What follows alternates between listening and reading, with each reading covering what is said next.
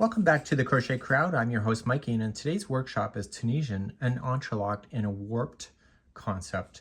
And so what's going to happen in this particular series is that we're going to look at something like this, where it's entrelac, but it's done in different size boxes in order to make something like this work. We'll cover that later in this particular course. So what we have here is that we have an original way that entrelac is done with the nice tight joints that are here.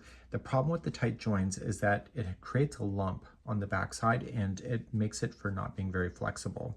So in the modern method, which is today's course, it's going to be joining differently here on the side so that it's more relaxed. There is no lump and it's a nice easy flowing particular sample.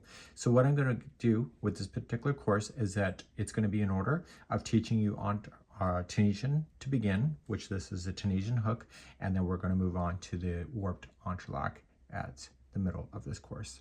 So I'll see you in the next video.